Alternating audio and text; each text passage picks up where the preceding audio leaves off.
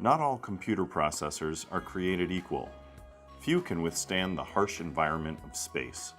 When crew members aboard modern spacecraft communicate with their team back on Earth, the technology that maintains that connection needs to be engineered to withstand high levels of radiation exposure. Microchip's RTG FPGAs are radiation-hardened for performance in these harsh environments. DornerWorks is utilizing the Microchip RTG4 FPGAs to build an Ethernet switch that meets NASA performance and power requirements and brings advanced networking capabilities to space travel. Basically, it's about improving network communications on spacecraft with standard protocols. The idea being that at some point, commercial off-the-shelf equipment may be part of a spacecraft, and the intent of NASA is to move away from proprietary bus architectures and other pieces of equipment that maybe are outdated. One of the problems with the space vehicles is you build them in one decade and use them into to the next, and then there's a lot of outdated technology. They'd like to be able to upgrade things at a faster pace on a built, an existing platform, as well as in the next rev have current up-to-date technology, or as current as they can be given the issues around rad hardening and performance of power systems and some of the other issues that come up on a spacecraft, whether it's a satellite or a capsule mission like this switch was originally conceived for. The RTG4 is a combination of performance, low power, and density that's sort of in the right space for, in the right market for a deep space mission, where it's a very rad tolerant part. It has intrinsically rad hardening features and built into the silicon, triple redundant flip flops, clock networks that are hardened against radiation upset. So the intent with RTG4 was to start with a lunar mission and then be able to transition that part into a deep space mission, like a mission to Mars, or something that's into the areas in our own solar system where the radiation intensity increases because it's outside of the protection of Earth's magnetic fields. So the RTG4 has some intrinsic features that help with that. And the other thing that becomes problematic on a spaceflight is, of course, the weight and the power consumption. So the RTG4 platform that is used on this, that we designed for, met those requirements, which were really strict requirements for power and weight.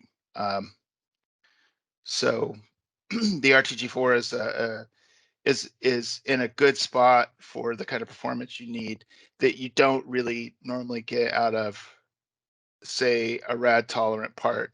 I'm not sure if I want to say rad hardened, but a rad tolerant part that has a lot of features that are built into it to help with rad hardening, but those features also tend to degrade performance, or at least with respect to the kind of FPGAs you currently find on the market for commercial terrestrial type applications. The PolarFire is again going to be lower power than some of the competing devices at that density and performance grade in the market in on the commercial market, the terrestrial market. But it also has the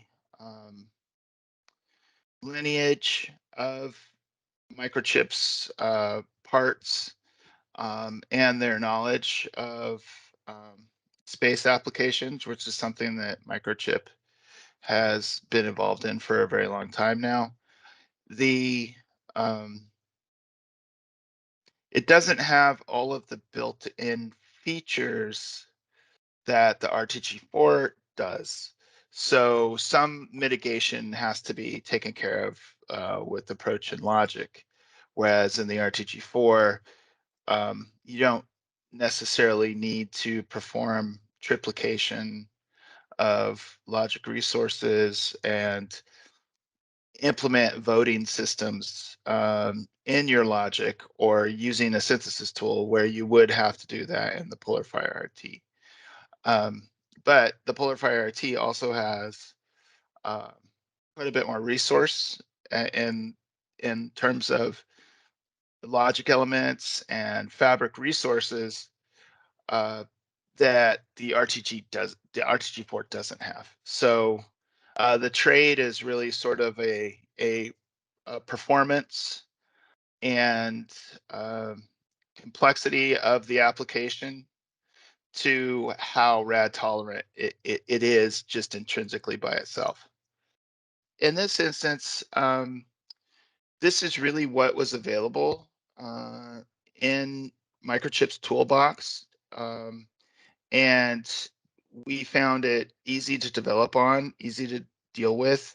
We used a particular version in their library that has caching and AXI interface features that are useful and that allow us good bandwidth from the processor to the external DDRs that are on the board.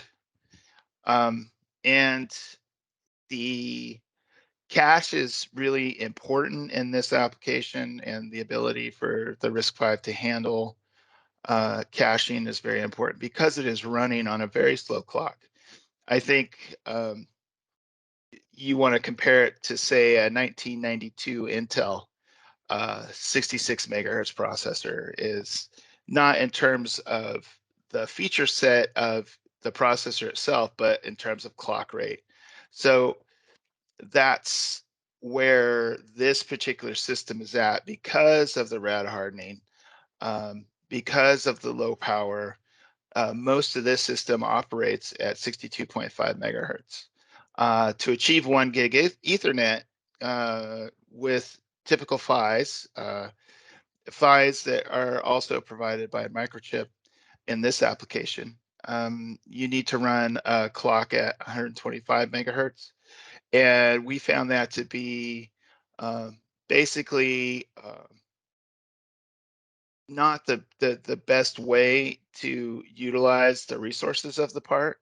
So past the actual interfaces to the Ethernet PHYs, which are labeled here as MAC, M-A-C, which is media access control, the common term for these systems. After that point, the bus and the data widths go to 64 bits and are at 62.5 megahertz, so that we can achieve roughly 4 gigabits of throughput or bandwidth on each one of those lanes and through the packet crossbar. So the going wider and taking the clock slower works pretty well for this application. And the RISC-V, as it is rated for the Microchip's RISC-V rated for this part for the RTG4, Its maximum clock rating is in the neighborhood of 66 megahertz. So 62.5 is a good spot. It's less than the datasheet maximum, or the datasheet recommended maximum, I would say.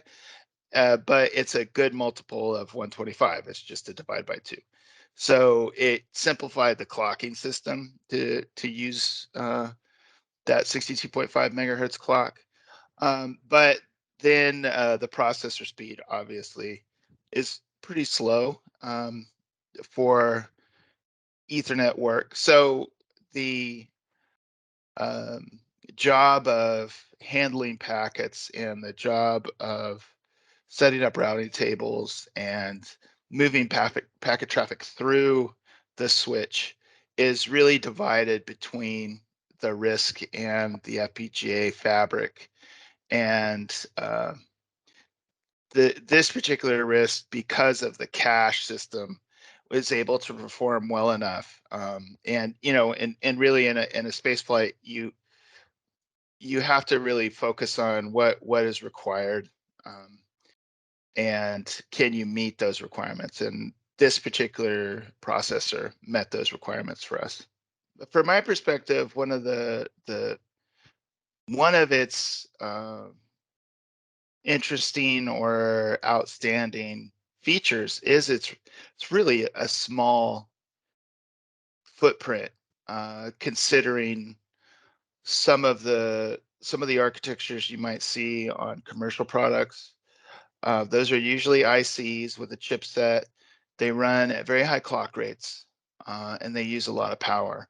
So this is a small design, and it was intentionally reduced in size over and over again so that we could meet our power and resource usage envelope. So I think what is a distinguishing feature of this IP is the size, and the power dissipation is very low. For each chip, the estimator puts it around 5 watts, which is a really small amount.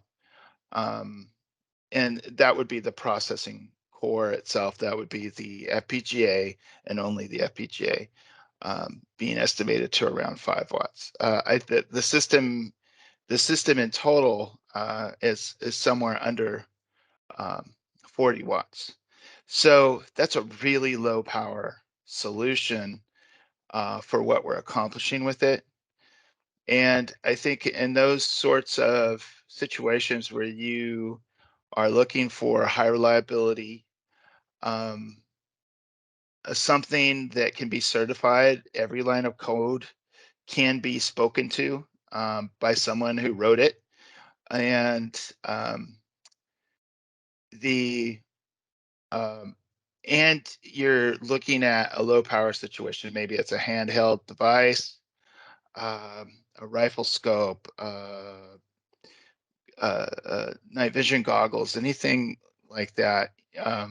I think you can see where having this kind of networking capability in a very small format on a very low power part has immense advantages. Now, the trade is the number of ports that it can support versus the power and the size. So if you need a commercial grade switch with 24 ports, this design can scale to that, but that would mean multiple RTG4 chips. But if you are looking at, I need a system that's maybe has a handful of endpoints, 4 or 5, then this is a really good solution for that particular thing, and it's basically ready to go on the RTG4.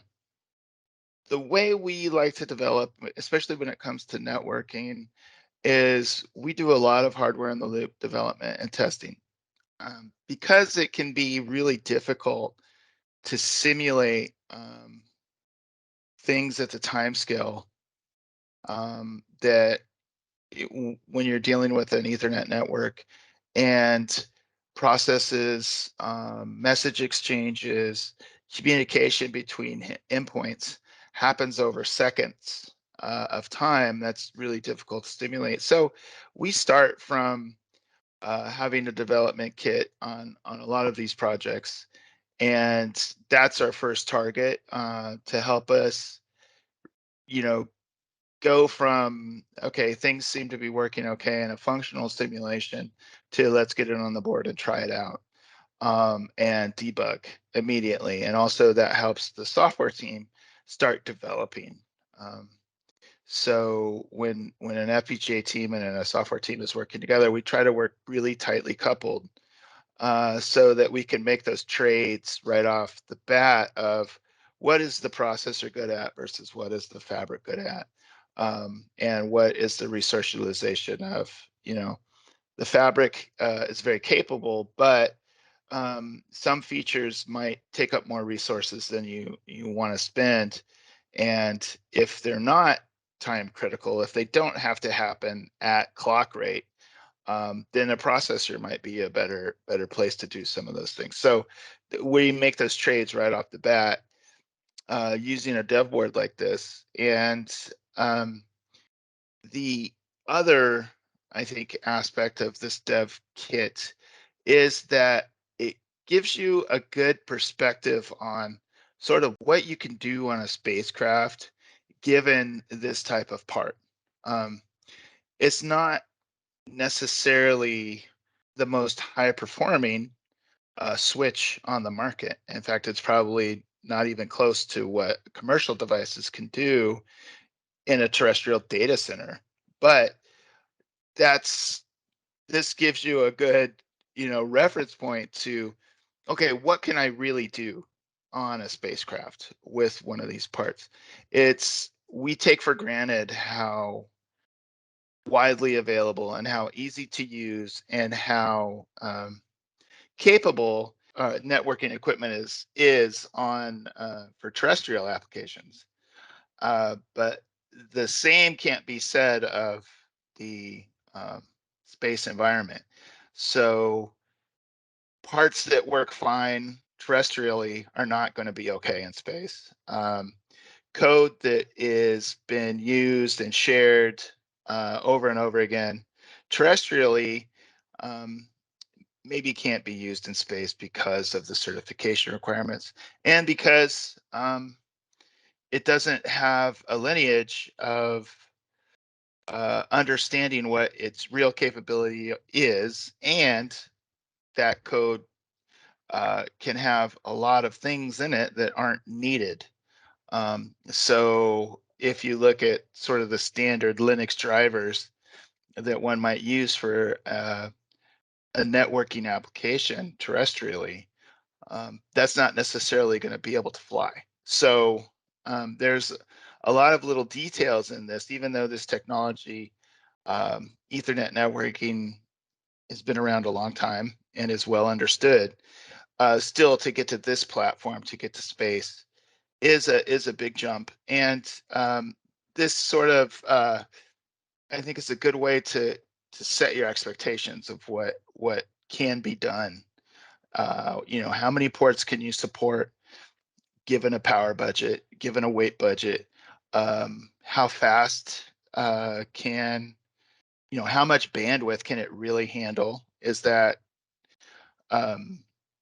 what can you achieve? And this is a good place to start, I think, if you're looking at creating a switch, or you're looking at building a spacecraft that has an Ethernet network on it. This is a good place to, put this in your lab and get an idea. Could it be better? Sure. Could it be? Could things be improved? Absolutely, they could, and we're working on that continually. But this is a place that basically gives you a really good view of what you can do in space with a rad hard FPGA. A large part of the NASA standard and the guidelines that NASA puts forward for FPGA design is really covered by the RTG4 intrinsically. So the fabric is hardened by triple redundancy. Every flip-flop is actually 3 flip-flops that vote. Again, there's a performance penalty for that, but you have an logic cell that is very SEU tolerant, if not completely immune. I think there's probably a discussion around how many hours, days, weeks, years you could go without an upset, but just by the way it's built, it is very rad tolerant. The memories are scrambled. Block RAMs are spread through the part. They're not stacked together, which is somewhat inconvenient for the performance, your actual clock rate, but it gets you that really good mitigation that's just part of the part. And so as a designer, you don't have to worry about how much resources you might have to use in the end to triplicate things, to make really complex or use state machine logic that's self-correcting and things like that, because sort of the tried and true simple or straightforward techniques will work in this part because of the intrinsic mitigations in the space environment. It'll do fine. So that's one of the big things. The other, when it comes to certification, software really gets to be into a whole another ballpark. So in terms of software, terrestrial based applications are going to use all manner of features and functions that have been developed in libraries that aren't necessarily going to be able to be used in space flight because they have a lot of side effects. On the ground, you can just restart the thing and move on. And that may not be the case in a mission critical system. And when actually manned flight or human flight is involved, you have to consider, the well-being of the passengers. So you don't want to leave things to chance. You don't want to use software products or drivers that are the standard for the ground, because you just don't know um, what might be in there, or it becomes impractical to test everything. And not all of the code is exposed. Some things are packaged in binaries. And so there are some pretty big issues around software in particular. The FPGA, it's a little more straightforward in that it's really a circuit. And with the exception of IP that is in libraries that is going to be used, which Microchip stands behind their IP, and we used a lot of IP out of their libraries, and some third-party pieces that are in particular designed for space.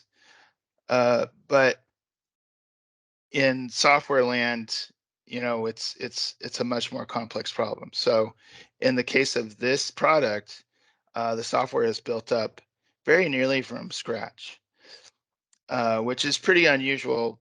The IP stacks and the core application are running bare metal. There is no operating system. It's a single thread. So, there's a lot going on there, but our software team can speak to what's happening. They understand it. They wrote it. And there are a few cases where they might be using library functions that they pulled from somewhere else. But again, they did that on purpose. They took that piece and they understand that piece. They understand what it does and why it does it. So that's really critical in development for space.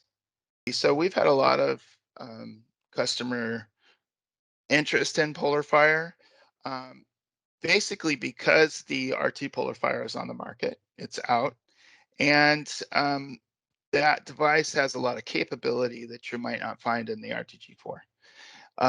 Of course, that means some of the things that you have to do in the logic are going to be different. There's going to be, some of the things you're going to have to triplicate. State machines, maybe you have to use a Hamming code, or simply triplicate the state machines. But still, you get kind of a good trade between performance and rad tolerance. And there's a lot of fabric, and you can do a lot more with a PolarFire than you can on an RTG4, just because of the amount of resource that is there and the performance of the resource. So RTG4, because of that intrinsic triplication, because of those mitigation features, is going to run a little bit slower. The clock rates you're going to be able to achieve on real data paths are going to be a bit lower. But on the PolarFire, you get a lot of that low power. You get the intrinsic capability. The process is higher reliability. The configuration is a flash-based configuration, which is not as susceptible to SEU as other architectures or configuration storage for the FPGA itself is. So, it gives you sort of the best of both worlds. It gives you a platform which you can really do some modern type communications. Some, you can go faster. Maybe you can achieve 10 gig. And at the same time, you get the benefits of the microchip lineage and understanding of the environments, and the resources and ecosystem that have built up around that. We accelerate product development for customers in space and other markets, leveraging Microchip innovative technologies to help you succeed.